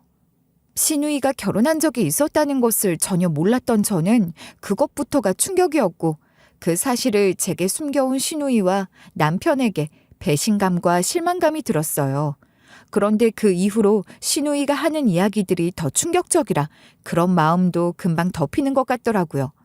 신우이 주장에 의하면 시부모는 신우이를 일부러 그런 개차반에 무식한 건달 같은 인간에게 시집을 보냈던 것이고 그런 다음 제 남편과 작당해서 사위 등쳐먹을 생각을 한 거라고 했어요. 시부모와 남편은 사위였던 신우이 전 남편에게 좋은 매물이 나왔으니 이참에 내 집 장만 해놓는 게 어떻겠냐 하며 아파트 하나를 권했는데 그게 다 사기였던 거죠. 중간에서 돈만 가로채고 의미도 없는 허위 계약을 하게 했다는 거예요. 근데 신우이 전 남편이 그 사기를 계획한 것이 처가 식구들이라는 것을 알고 난동을 부리며 따지고 드니 오히려 그걸 갖고 가정폭력으로 신고를 했다고 하더라고요. 세상에, 그 사람이 건달이었거나 뭐였거나 간에 어찌되었거나 사기를 쳐서 그 사람 돈을 가로챈 거면서 어떻게 그런 상황에서 없는 죄까지 만들어서 뒤통수를 칠 수가 있어요? 정말 나쁜 사람들이잖아요. 그건 올케가 몰라서 하는 말이야. 그 인간이 얼마나 무서운 인간인데 그대로 뒀다간 우리가 꾸며낸 것보다 더 큰 사고를 쳤을 인간이라고. 그 인간이 보복하는 거 피하려면 그 방법밖에 없었어. 그런다고 그 사람이 평생 감옥에 있는 것도 아닐 텐데 그렇게 얄팍한 수를 쓴다고요? 난 이해가 안 되네요. 그래서 가정폭력은 물론이고 그 인간이 건달 생활을 하며 저지른 불법들도 죄다 고발을 했지. 그러니 형량도 꽤 나오더라고. 말도 안 돼. 지금 그걸 말이라고 하세요? 그런데 제가 이런 이야기들을 언제까지 들어야 하죠? 형님이 저지른 일이랑 이게 무슨 상관이냐고요? 신우이는 자기 전 남편에게 사기를 치고 감옥에 보내는 과정에서 자기 부모의 탐욕이나 자식들 돈으로 보는 행태가 너무 노골적이어서 학을 뗐다고 했어요. 그건 제 남편도 마찬가지였고 그렇게 그 일을 계기로 시부모와 절연을 하고 살았다는 거죠. 우리 부모 이야기는 더 할 것도 없고 그보다 그 인간이 문제인 거야. 그 인간 입장에선 자기가 사기를 당해서 분개한 상태로 억울하게 가해자가 된 데다 지난 일들까지 밝혀내 옥살이를 시킨 것이 다름 아닌 처가 식구들이니 우리한테 복수하겠다고 이를 갈고 있었던 거야. 당연한 거 아니에요? 나라도 그러겠네요. 올케, 그렇게 쉽게 말할 문제가 아니야. 올케도 이걸 보면 그런 소리 못할 거라고. 신우이는 자기 전 남편이 감옥에서도 편지를 보내서 겁을 주고 했다면서 그 편지를 꺼내 보여주기까지 하는 거예요. 뭐 내용이 좀 살벌하긴 했어요. 이제 알겠어? 근데 그 인간이 얼마 전에 형을 마치고 출소를 했다고. 그 인간이 독이 오를 대로 올라서 나는 물론이고 우리 가족 모두를 노리고 있어. 그러니 내가 얼마나 무서웠겠냐고. 신우이는 그 사실을 혼자 감당할 수가 없어 제 남편에게 이야기하며 상의를 했다는데 그때 제 남편이 남편 나름으로 가족을 보호하기 위한 방법을 제안했다는 거예요. 그 방법이라는 것이 그러니까 일단 자기는 해외로 나가 원양어선을 탄다고 말하고 외국으로 나가 있겠다고 하면서 저 몰래 제 아들을 빼돌려서 잘 숨겨놓고 있으라고 했다는 겁니다. 그러면 자기가 외국에서 자리 잡고 부를 테니 그때 신우이와 제 아들도 같이 이민 절차 밟으면 된다고 했대요. 나 몰래 내 아들을 빼돌려서 숨겨두고 있으라뇨. 그럼 나는요? 남편이 말하는 가족에 나는 포함도 되지 않는다는 거예요? 내 동생은 올케가 어떻게 돼도 상관 안 할 것 같던데 지 아들 챙겨달란 말만 했어. 오죽하면 올케 몰래 빼돌려서 데리고 있으라고 했겠냐고. 정말 기가 막히는 상황인 거죠. 남편에 대한 배신감과 분노가 뭐라고 설명할 수 없는 지경으로 치밀어 올랐습니다. 그런 말을 했다는 남편이나 그 말을 듣고 제 아들 빼돌린 신우이나 둘 다 자기 핏줄만 지키려고 하는 것이 너무 괘씸했어요. 신우이는 그런 이야기들을 하면서 저한테 증거랍시고 자기 전 남편이 감옥살이 할 때 자기한테 보냈다는 편지를 한 번 더 꺼내서 보여주는 거예요. 이걸 다시 좀 보라고. 내가 이렇게 위협을 받고 있었으니 나라고 제정신이었겠어? 이런 짓까지 저지르게 됐던 것도 올케가 이해해줘야 해. 올케도 올케가 설명할 수 없는 두려움에 휩싸였던 거라고 하지 않았어? 나도 그랬던 거야. 내가 얼마나 두려움에 떨었는지 그게 설명할 수 없을 정도로 엄청난 거였다는 거 올케가 제일 잘 알 거 아니야. 신우이는 자기 입장을 설명한답시고 과거 그 사고까지 끌어와서 제게 이해해주길 강요했는데 저는 신우 이야기를 들을수록 더 어이가 없는 거예요. 뭐 얼마나 두려움에 떨었고 그게 중요한 게 아니라 결국 저는 어떤 위험에 처하든 상관없고 자기들 안전만 생각했다는 거잖아요. 저는 신우이가 제게 등을 돌리고 사이가 완전히 틀어졌어도 언젠가는 내 마음을 알아주길 바라며 꼬박꼬박 할도리 챙기면서 신우이 마음이 풀어지길 기다리고 있었어요. 또 돈 벌겠다고 멀리 나간 남편 때문에 제가 심리적으로 많이 힘들어졌어도 멀리서 일하느라 고생하는 남편에게 안쓰럽고 고마운 마음을 갖고 있었다고요. 세상 천지에 제 가족이라고 할 수 있는 단 3사람이었으니까. 남편과 아들, 그리고 시누이 외에는 제게 아무도 없었으니 그만큼 제게는 그 사람들이 전부였고 너무나 소중하다고 생각했던 것인데 남편과 시누이에게 저는 그들의 가족도 뭣도 아무것도 아니었다는 배신감에 더불어 저를 따돌리고 자기들끼리만 잘 살겠다고 제 아들을 저 몰래 빼돌리기까지 했다니 이런 배신이 또 어디 있냐는 말입니다. 저는 이 일을 그대로 넘어갈 수 없다고 어떤 식으로든 복수를 해야겠다고 결심했어요. 그렇게 마음을 먹고 다시 정신을 가다듬으려고 했더니 놀랍도록 머리가 가볍고 맑아지는 기분이 들더라고요. 그리고 전략을 짰죠. 저는 일단 시누이 이야기를 이해하는 척 연기를 하기로 했어요. 형님 말씀을 듣고 보니 이해가 돼요. 저도 그랬으니. 그럼요, 알죠. 그동안 얼마나 고생이 많으셨어요. 얼마나 무서우셨을지. 그 와중에 우리 민철이까지 챙겨주셔서 감사해요. 그래, 이제야 말이 좀 통하겠네. 올케, 그러니까 올케가 나를 좀 이해해줘야 해. 옛날 그 사고 때 제가 형님께 잘못한 것도 있었으니 형님 입장에서도 제가 미웠을 거예요. 이러신 거 이해할게요. 맞아, 그렇게 이해하면 될 거야. 또 그게 사실이고 말이지.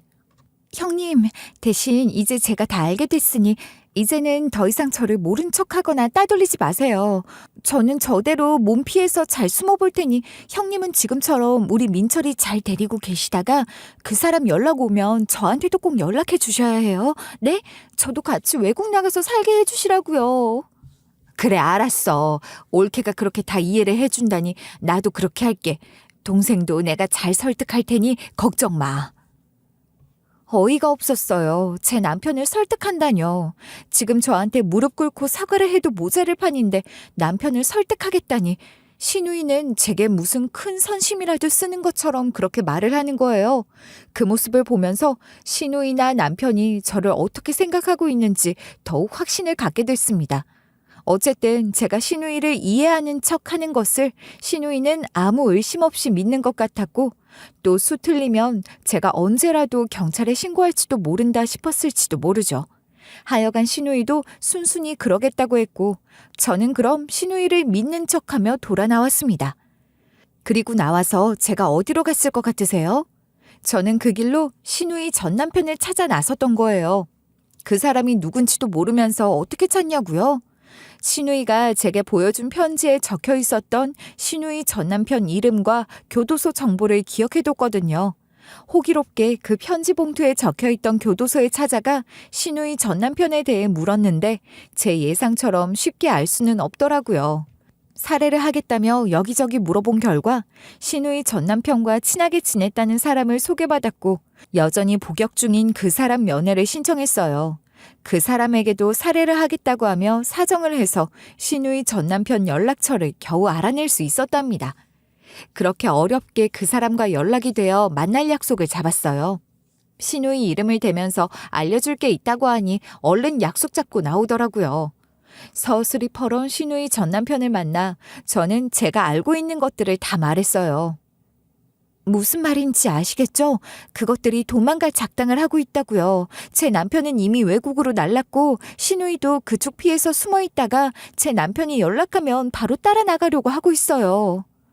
뭐요, 외국? 그래, 어디든지 튈 수 있는 데까지 튀어보라고 하셔. 내가 어디라도 못 쫓아가는지 두고 보라고 말입니다.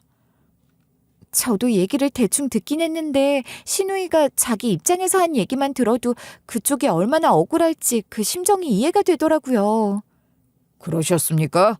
대체 그년이 뭐라고 지 입장이란 걸 말하던가요? 그것도 터진 주둥이라고 할 말이 있답디까?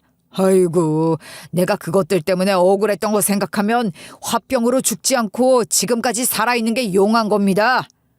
죽긴 왜 죽어요. 이렇게 나오셨으니 이제 억울한 것도 풀고 그러셔야죠. 그 인간들은 여태 잘 먹고 잘 살고 있었는데 그게 억울하지도 않으세요? 그 인간들이 자기 핏줄밖에 몰라요. 마누라인 저는 나몰라라 하고 지 자식만 챙긴다고 하잖아요. 제가 신우이 전 남편 편을 들어주며 살살 구슬린 것인데 그랬더니 예상대로 신우이 전 남편은 길길이 날뛰면서 그 인간들 욕을 하더라고요. 그 쓰레기 같은 인간들 여전하네요. 아직도 지들밖에 모르는 거죠? 그 인간들한테는 사위도 며느리도 다 가족 아닙니다. 딱 지들 같은 성 가지고 핏줄 나눈 지들끼리만 가족인 거예요. 그쪽도 그런 집안 며느리 돼서 나랑 똑같은 꼴 당하는 겁니다.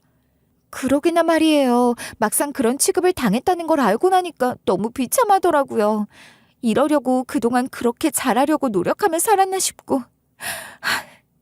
너무 맞는 말씀이세요. 제 마음 알아주는 사람 만나니 이렇게 좋을 수가 없네요. 같은 입장이니 나보다 더 잘하는 사람이 어디 있겠어요. 그 인간들 생각하면 분통 터지고 이가 갈리는 건 그쪽이나 나나 똑같을 겁니다. 게다가 제 아들은 장애도 있는 아이예요. 그러니 평생 제가 옆에서 돌봐줘야 한다고요. 그러니 저희 모자 불쌍하게 생각하시고 저희한테는 제발 해코지하지 말아주세요. 대신 제가 그 인간들이 당신한테 저지른 짓에 대해서는 제대로 응징할 수 있게 도와드릴게요. 저도 그쪽이나 어린애한테는 감정 없습니다. 그렇게 하시죠. 원한다면 각서도 써드리죠. 일단 그년 숨어있다는 그 지하 단칸방 주소부터 넘겨주세요. 제가 아무 말 하지도 않았는데 그쪽에서 먼저 나서서 각서도 써주겠다고 하니 써준다는 거 다 받고 저도 넘길 것들 넘겼죠. 신우이가 숨어있는 곳 주소는 물론이고 제 남편 전화번호, 남편이 일하고 있다고 한 곳에 대한 정보 등 제가 알고 있는 건 다 넘겼어요. 그러니 신우이 전 남편은 그 길로 당장 신우이부터 족치러 갈 거라고 하더라고요. 아직 제 아들이 신우이와 같이 있잖아요. 그래서 저는 가서 제 아들을 데려와야 한다며 같이 가게 된 거예요. 그것도 그렇고 그 사람이 혼자 가서 배를 누르면 신우이가 그 문 열어주기나 하겠어요? 제가 같이 가서 배를 누르고 해야 신우이도 안심하고 문을 열어줄 거 아니겠어요? 그러니 여러모로 잘 됐다고 했습니다. 그렇게 신우이를 찾아가 배를 누르니 신우이는 이제 안심이 된 것인지 약간 신경질 섞인 목소리로 이렇게 자꾸 찾아오고 그러면 곤란하다 하면서 문을 열어주던데 신우이 전 남편이 그 문 열어젖히며 들어서는 걸 보더니 뒷걸음질 치다가 넘어져서 차려놓은 밥상까지 뒤엎고 난리가 난 거예요. 신우이 전 남편은 그러거나 말거나 아랑곳하지 않고 신우이를 몰아세웠어요. 쥐새끼처럼 어디 숨어버렸나 했더니 이렇게 숨어 있었구나. 너랑 네 가족들이 나한테 사기치고 도리어 나한테 가정폭력 어쩌고 하며 있지도 않은 걸로 사람 함정에 몰아넣었던 거 절대로 그냥 넘어가지 않을 거야. 알아? 제발 소리 좀 지르지 마. 난 그 일이랑 아무 상관없어. 정말이야. 내가 관여한 건 하나도 없어. 어쭈 그러냐? 끝까지 발뺌하겠다 이건가 본데 내가 건달짓 하면서 저지른 불법에 대해 벌 받은 것은 자업자득이라 하겠으나 내가 건달 출신이라는 것을 악용해서 그런 식으로 저지르지도 않은 폭력을 거짓으로 만들어내서 덮어 씌운 것이나 내 돈 사기쳐서 다 날리게 한 것에 대한 죗값은 제대로 받게 할 거야. 내가 다 응징할 거라고. 어휴, 그 사람이 그렇게 흥분해서 소리 지르는 걸 바로 옆에서 보는데 저는 이미 그 사람과 다 합의를 해서 안전을 보장받았다고 생각해서 동행까지 한 것이었지만 솔직히 무섭더라고요. 몸이 움찔거릴 정도로 겁이 나기도 했어요. 언제 돌변해서 저나 제 아들에게도 해코지를 하거나 위협할지 모른다 싶기도 했던 것 같아요. 감정이 격해지면 일이 어떻게 될지 알 수 없는 거잖아요? 얼른 그 자리를 떠야 하는 생각도 안 한 게 아닌데 그 사람은 끝까지 약속을 지켜주더라고요. 뿐만 아니라 제게 제 아들 먼저 챙기라고 배려까지 해주는 거예요. 그 모습을 보더니 신우이가 저한테 그러는 거죠. 뭐야? 그러니까 올케가 이 사람한테 다 일러바치고 데리고 온 거야? 어떻게 그럴 수가 있어? 지금 이 와중에도 그런 소리 할 정신이 있냐? 그 입 닥치지 못해? 네가 뭐가 잘한 게 있다고 그런 말을 해? 신우이가 제게 큰 소리를 내니 저보다 앞서 신우이한테 뭐라고 해준 것도 신우이 전 남편이었어요. 그리고 저도 신우이에게 내 아들 찾았던 날 미처 하지 못했던 말들을 그제야 할 수 있었습니다. 내가 뭘요? 형님이나 그 인간한테 제가 가족이기나 했나요? 위험에 처했다고 생각했으면서도 저한테는 그 위험에 대해 알려주기는커녕 비밀 유지하고 당신들만 빠져나갈 궁리한 거 아니냐고요. 나만 여기 남겨두고 나 혼자 다 당하든지 말든지 상관없었다는 건데 나는 왜 당신들을 가족이라고 생각해야 하죠? 무슨 소리야. 다 잊고 같이 떠나기로 했던 거잖아. 그래놓고 이렇게 뒤통수 친 건 올게라고. 기가 막혀서 지금 뒤통수라고 했어요? 내가 형님 전 남편 여기 데리고 온 게 뒤통수라는 거예요? 내가 뭘 잘못했다는 거예요? 형님이나 그 인간이 짜고 버린 일이야말로 뒤통수죠. 아무리 그렇다고 이렇게 위험한 사람한테 나를 넘긴다는 거야? 옳게 정말 너무한 거 아니야? 형님은 억울하다면서요. 그런데 떳떳하면 이렇게 숨거나 도망갈 생각도 안 하지 않았을까요? 당신들이 저지른 잘못을 스스로도 잘 알고 있으니 그렇게 길을 쓰고 도망가려고 하나 본데 이제 늦었으니 죗값 달게 받을 생각이나 하세요. 뭐? 지금 나를 이런 인간한테 넘기고 올케만 쏙 빠져나가겠다는 거지? 내가 가만히 있을 것 같아? 아무 잘못도 없는 우리 모자는 이 일에서 빠질 겁니다. 그리고 이제 형님 그러시는 거 하나도 무섭지 않아요. 제가 더 이상 신우이에게 호락호락하지 않을 거라는 게 분명하게 보였을 테니 신우이는 이제 자기 전 남편한테 사정하는 것에 집중하는 것 같더라고요. 하는 얘기는 빤한 거였어요. 자기랑 제 남편은 잘못이 없다고 하는 거예요. 다 자기 부모들이 꾸민 일이고 자기들은 어쩔 수 없이 따른 것인데 자기들도 그게 싫어서 부모랑 연 끊고 산 지 오래됐다 하면서 호소하는 거죠. 그러니 신우이 전 남편이 더 날뛰면서 그럼 니들 부모 어디에 있는지 니들도 모른다는 거냐 하며 아주 난리를 치니 신우이가 그런 자기 전 남편 진정시키면서 아니다 그래도 작정하고 수소문하면 어디에 있는지 알아낼 수 있을 거다 하면서 끝까지 자기랑 제 남편은 살려달라고 빌고 매달리는 꼴이 너무 추해 보였어요. 그러니 그런 모습 더는 보고 싶지 않아 그 집에서 제 아들 데리고 나와 제 집으로 돌아왔죠. 그런 일까지 겪고 남편과 결혼 생활을 유지한다는 건 말도 안 되는 거죠. 저는 이혼을 결심했고 남편과의 이혼 소송과 함께 남편과 공모한 신우이가 제 아들을 몰래 빼돌렸던 그 사건에 대해서도 고소를 진행했습니다. 제 아들과 가깝게 지냈던 고모였으니 저와의 관계가 소원해지며 왕래가 뜸해졌다고 해도 제 아들과는 꾸준히 왕래가 이어지고 있었고 제 아들이 지적장애가 있지만 고모를 알아보기는 했으니 유인하는 과정에서 물리적인 힘이 행해진 것은 아닌 것 같았어요. 아이를 데리고 있는 중에도 아이에게 나쁜 짓을 한 것 같진 않았고요. 그러나 그렇다고 해서 이 일이 대수롭지 않은 일이 되는 것은 아니잖아요. 엄연히 아이를 유인해 부모인 저 모르게 숨겨놓고 데리고 있었던 거예요. 그리고 그것을 다른 누구도 아닌 제 남편이라는 인간이 사주한 거고 말이에요.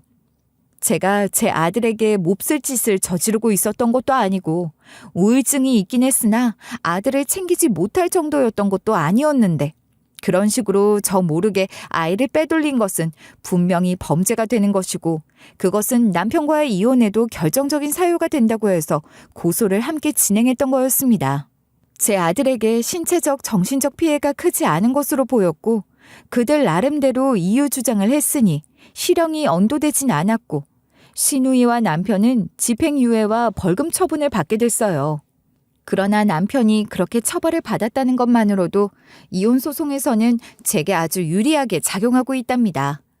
이혼이 아직 마무리된 것은 아니나 변호사 말이 충분히 제가 원하는 조건으로 이혼할 수 있을 거라고 했고 소송이 진행되는 동안에도 제가 아들을 데리고 있으니 걱정 안 하고 있어요. 이혼 마무리 잘하고 양육비 꼬박꼬박 받아낼 작정만 하고 있답니다.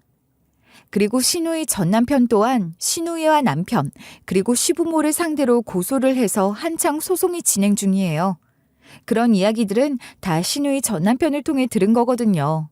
신우이 전 남편은 소송을 준비하는 중에도 제게 가끔 도움을 청하곤 했었는데 저 역시 신우이 전 남편에게 도움받은 것들이 있기도 했고 또 진심으로 신우이 전 남편 입장이 억울하다 여겨졌으니 성심을 다해 제가 도울 수 있는 것들을 도와주려고 했어요. 제 진심을 알았는지 신우이 전 남편도 저를 편하게 여기기 시작하는 것 같았고 이런저런 이야기도 잘해주고 그런답니다. 정말이지 제가 억울했던 걸 말하자면 몇 날 며칠을 새도 모자랄 겁니다. 감옥에 있는 동안에도 너무 억울해서 있는 인맥 없는 인맥 다 동원해서 저한테 사기친 부동산 중개업자 등등 닥치는 대로 조사를 하고 있었거든요. 세상에, 감옥에서도 그런 일을 할 수 있어요? 하긴 궁하면 통한다고 그렇게 억울하셨으니 무슨 짓을 해서라도 증거를 찾고 싶으셨을 것 같아요. 맞습니다. 그렇게 계속해서 조사를 하면서 증인, 증거 그런 것들도 웬만큼은 확보를 해뒀었어요. 이제 정말 그 인간들 제대로 응징할 일만 남은 거네요. 다 잘 될 거예요. 그나저나 시부모는 찾았어요? 네, 찾았어요. 제가 겁을 조금 더 줬더니 바로 찾아서 연락처 넘기던걸요.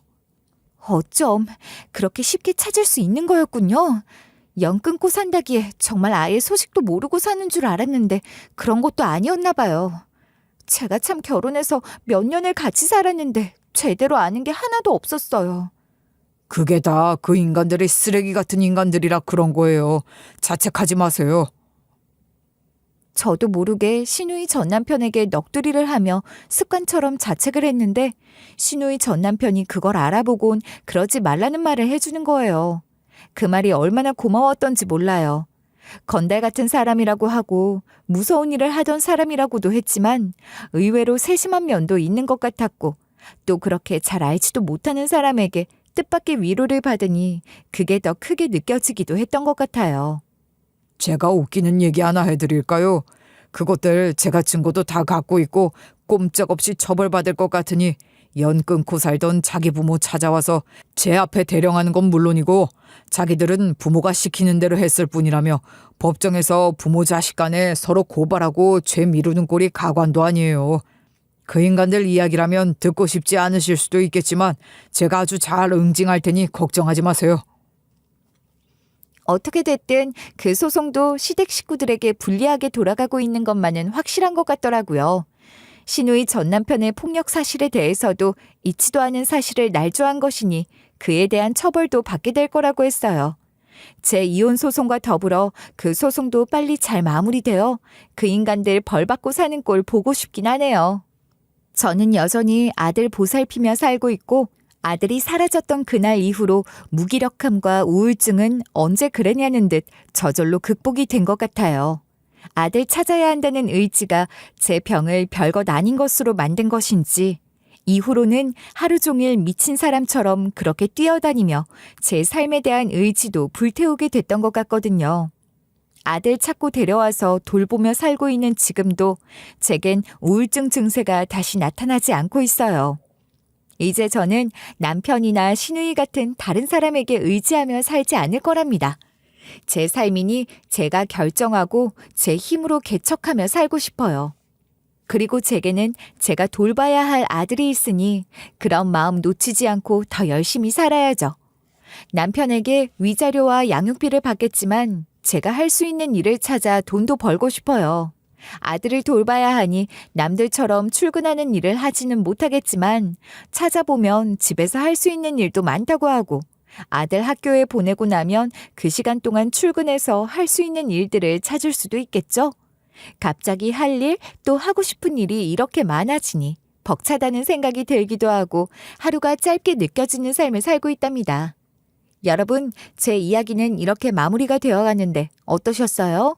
제가 처음에 말씀드렸던 것처럼 조금은 힘들고 어두운 이야기들이 있긴 했지만 그래도 제가 이렇게 새로운 희망을 갖고 전보다 훨씬 더 의미 있는 삶을 살게 된 걸 축하하고 응원해 주셨으면 좋겠어요. 이미 많이 극복을 했다고 생각하지만 여러분께 응원받고 싶다는 생각이 들어요. 제가 친구도 별로 없다고 했잖아요. 그러니 이런 제 이야기를 누구라도 붙잡고 하고 싶었는데 이 채널이 생각나더라고요. 제가 우울증으로 힘들었던 시절에도 이 채널에서 다른 사람들 이야기를 들으며 공감하기도 하고 위로받기도 했었는데 저도 제 이야기를 그렇게 나눌 수 있지 않을까 그런 생각이 들었던 거죠. 이제 이렇게 제 이야기를 털어놓고 나니 친한 친구들 한바탕 수다를 떤 것 같은 기분이 들기도 해요. 이렇게 제 이야기를 나눌 수 있는 공간이 있다는 게 고맙고 또 이렇게 제 이야기를 들어주신 분들에게도 너무 감사드린다는 말씀 전하고 싶습니다. 여러분, 우리 우울해하지 말고 웃으면서 행복하게 살아요. 감사합니다.